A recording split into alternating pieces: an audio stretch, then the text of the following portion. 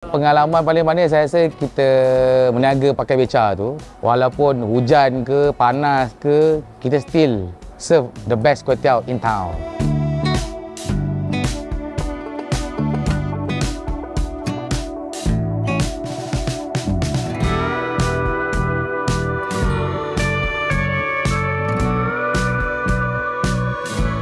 Hai, nama saya Chef Ibnu Firhud bin Azizan. Saya lah founder untuk kuih tiaw. Kuih tiaw ni memang semua saya punya idea dan saya punya resepi. Tapi untuk menjayakan kuih tiaw ni, saya memerlukan tim. Sebab tu saya memerlukan rakan-rakan sekerja saya untuk bekerja sama untuk menghasilkan kuih tiaw. Latar belakang memang saya basic in business management dan memang ada basic in culinary. So memang dah biasa dalam culinary. Actually saya punya pekerjaan adalah membuat menu dan membuat brand for food item. Dulu saya study di KDU and MSU, and then saya pernah bekerja banyak restoran yang saya pernah kerja, dan ada a few juga restoran yang saya pernah buat branding dia juga. Restoran makanan Melayu, restoran makanan Western, restoran makanan Italian. Kalau experience jadi chef, actually sebenarnya saya dah nak masuk 18 tahun actually saya. Tambah tolak 18 tahun lah. So far, nak cakap pasal branding, selain dari kuih tiaw, ada a few branding lah yang saya pernah buat. Kalau one of the brand is Daging Harimau Menangis. Lepas tu Proxy Kitchen. And then I get involved dengan Pinggan Putih, Serai Group. Lepas tu Kampung Lah yang the latest one, R&D KL, 6 by Saro. Maybe ada a few brand lagi ada ni. Okay, kalau nak cakapkan kuih tiaw signature, sebelum ni actually nama kita kuih tiaw. After kita dah ubah kita punya resepi, kita orang decide nak pakai nama kuih tiaw signature. Dan kuih tiaw signature, kita ada tambahan menu. So kita ada mi sotong, and after that macam kalau kuih tiaw you nak custom pun kita boleh buat. Tapi mengikut dengan barang apa yang kita ada. Kuih tiaw ni kalau nak cakapkan dah dekat 4 tahun ke 5 tahun. Rasa tahun ni dah masuk 5 tahun dah. Bermulanya dapat idea untuk kuih tiaw ni sebab saya suka pergi makan dekat Penang. Satu hari tu saya rasa it's better macam kalau saya buka satu yang macam dekat Penang tapi di KL. Di KL tak banyak kuih tiaw yang macam yang kering. So far kalau kita nampak kuih tiaw yang basah saja. In terms of nak nampak benda tu lagi authentic, kita menggunakan arang. Pakai arang tu, satu mungkin dia punya flavor tu akan berubah daripada segi firing dengan mungkin daripada smoke daripada arang tu sendiri. So far kita yang boleh dikatakan kuih tiaw yang pakai arang yang halal kalau nak cakap di Malaysia ataupun di KL atau di Selangor. Sebab susah nak dapat kuih tiaw yang pakai arang yang halal. Kebanyakan di Penang mereka menggunakan lemak haiwan. Lard lah. Kalau dalam bahasa Inggeris ni panggil lard. Of course pakai lard dia akan jadi lagi sedap. Tapi saya tahu lah rasa dia macam mana. And then lagi satu dia letak Chinese sausage. So kita orang tak highlight benda tu. So kita come back dengan ingredient yang lain. Kita menggunakan telur itik, minyak masak biasa. And after kita letak udang, fish cake, kerang dan sayur-sayuran lain lah. Masa 2017 kita masak outdoor. Takkan cakap berjalan. Kita masak di ada satu sport area, di food truck area di Taman Tun. Tapi kita seorang saja yang menggunakan beca. So, kita seorang yang menggunakan beca yang menggunakan arang pada masa tu. Yang paling riuh kita juga time tu. Sebab ada bunyi blower semua dengan bunyi memang riuh lah. Sambutan pun sangat menggalakkan. Time tu sebab bila customer datang untuk dia order, diorang kena tunggu sejam ke 2 jam. Bila one night tu, I balik, I buat research balik. So, macam mana nak bagi arang ni cepat untuk diterbakar. So, kita menggunakan teknik blower ni lah. Untuk firing tu lebih kuat. Untuk mendapatkan resepi kuih tiaw ni, saya kerap ke Pulau Pinang. Tengok macam mana diorang masak dan diorang menggunakan ingredient apa. Dan saya mengubah sikit resepi apa yang perlu ditambah untuk kuih tiaw itself.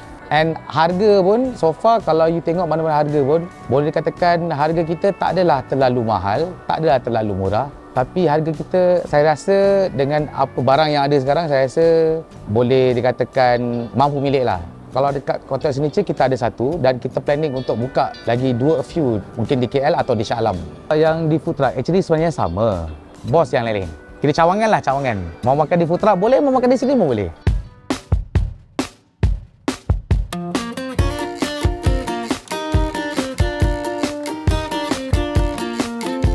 So first, minyak.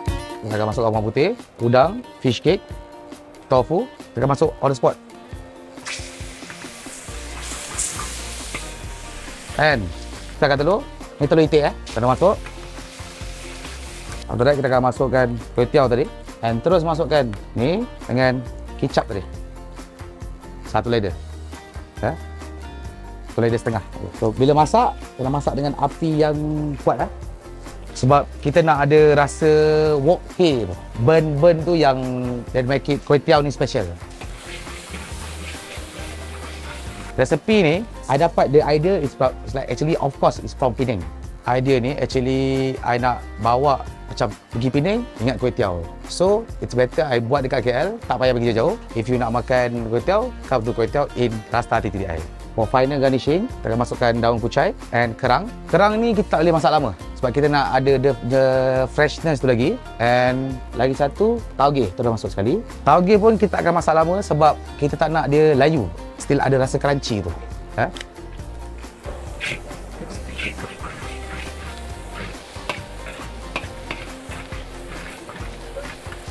Saya supply daripada, kita ada farm dekat Sungai Buloh yang kita ambil dalam seminggu 3 kali. So dah siap punya kuih tiaw ni.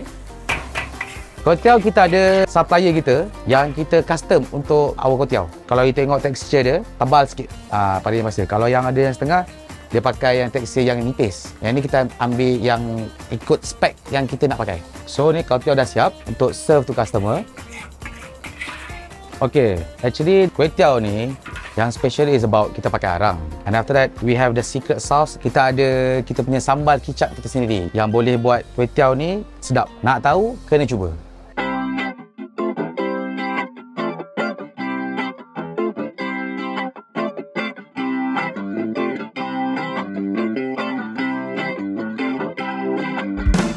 Tujuan saya membuat kuih tiaw ni sebab orang akan makan kuih tiaw sampai bila-bila. Dia tak ada seasonal. Walaupun lagi 20 tahun akan datang, orang still akan makan kuih tiaw. Dia takkan ada kuih tiaw cheese ke, kuih tiaw buttermilk, tak ada. So kita buat authentic sahaja.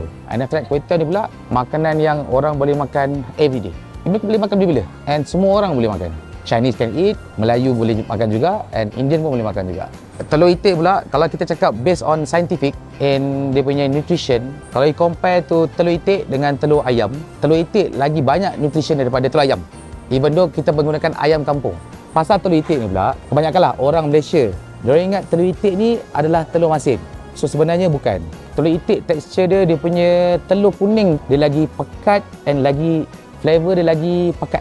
And then dia punya kepekatan untuk telur kuning tu lagi firm, lagi pejal.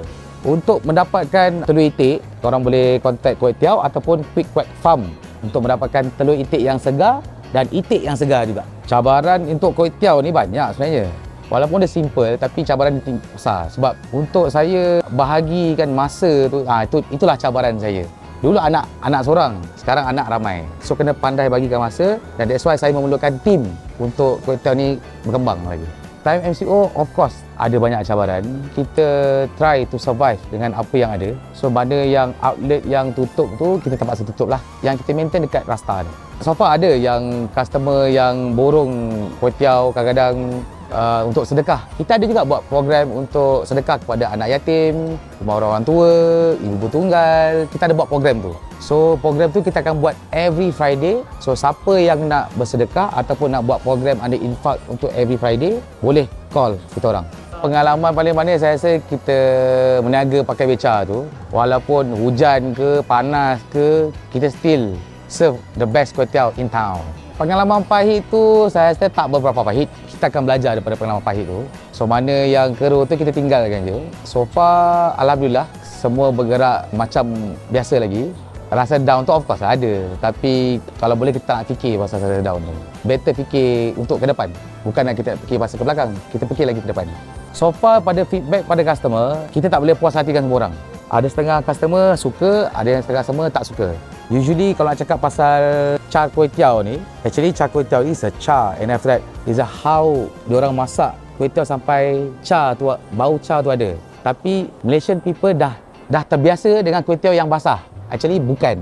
And after that we have the macam wok hei punya flavor. So bila nak dapatkan wok hei punya flavor tu, kuali tu kenalah kering dan api yang tinggi untuk dapatkan flavor wok hei tu.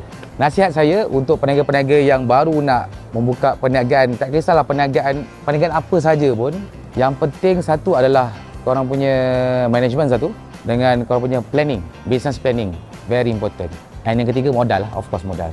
So far bagi I untuk memulakan bisnes kuih tiaw ni tak menggunakan modal yang tinggi pun, tapi high margin. Tapi kalau korang boleh buat dengan betul, management betul and teamwork, insya-Allah boleh pergi lagi jauh. And then lagi satu, siapa yang nak buka kita punya outlet di Sabah ke Sarawak ataupun di Johor, di Kedah ke, boleh contact kita orang. Kepada penonton Destinasi TV, kami Kuih Tiaw yang berada di Rasta Taman Tun TTDI, korang boleh cuba datang makan kuih tiaw di sini. Menu wajib yang korang kena try is kuih tiaw telur itik dan mi sotong daripada Kuih Tiaw Signature. Waktu operasi adalah pada pukul 12.30 hari sampai pukul 11 malam.